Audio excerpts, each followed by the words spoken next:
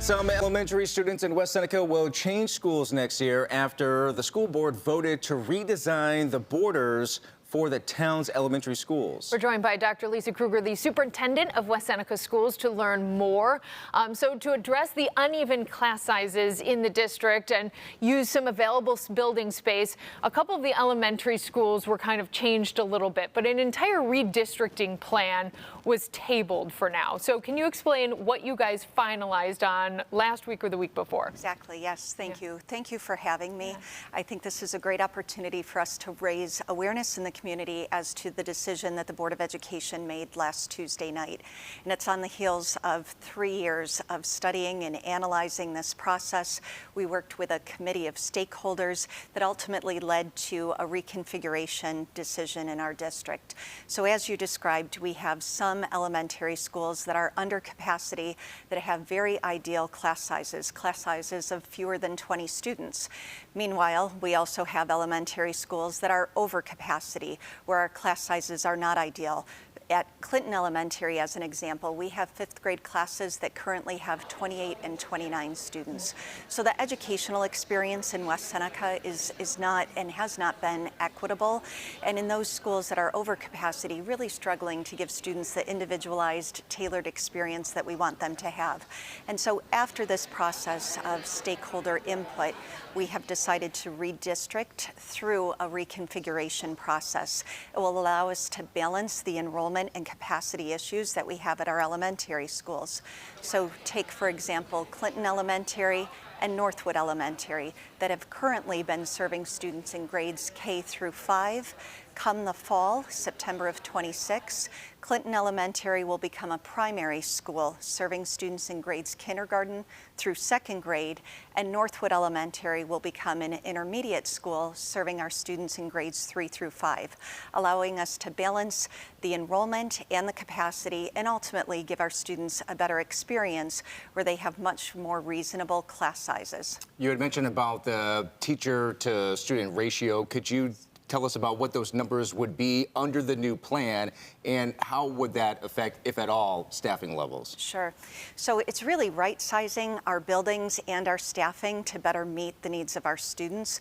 We anticipate, based on our projections right now, that our class sizes in those 2 schools that I gave you as an example would average no more than 20 students per class. So all students having a much more equitable and tailored personal learning experience.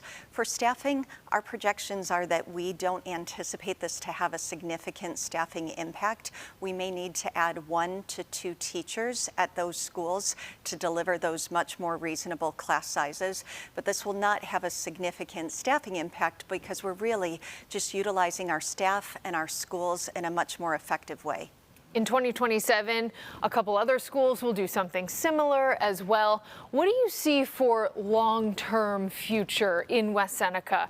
There was a lot of discussion of West Seneca East and West Seneca West staying separated. That seemed to be important to the community. Is that something that will continue in that community? We do anticipate that. We have heard loud and clear from our community when it comes to that.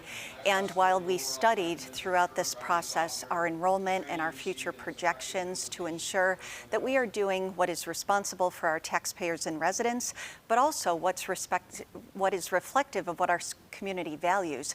And our community spoke loud and clear that they value the East and West experience that we have at East and West Middle School and ultimately East and West High School.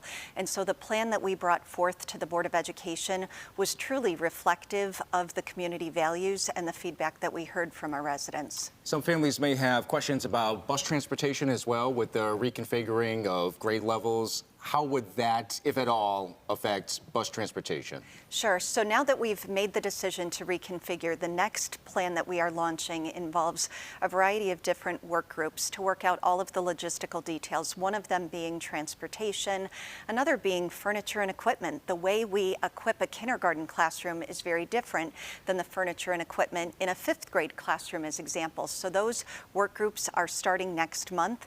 They will be meeting throughout the school year to ensure that we are fully prepared for the fall of 26, and we will be communicating and updating our parents along the way to address any questions that they have.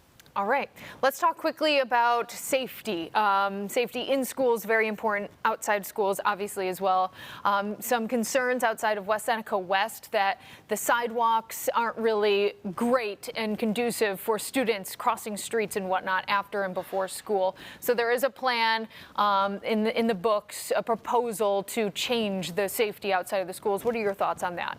I fully support anything we can do to enhance the safety in our schools or around our schools, particularly for our students who are pedestrians who may walk to school or walk to neighboring businesses after school hours. There is a lot of pedestrian and foot traffic in that area, so I fully support any of the plans to make that a safer experience for our students. Many issues facing not only West Seneca schools, but practically every school district out there, folks. So transportation, safety, obviously top of mind for school leaders all the time. So Dr. Lisa Kruger, thank you for coming on in and having some time to discuss these important issues. Thank you. Thank you very much for having me. Thank you, Superintendent. All right.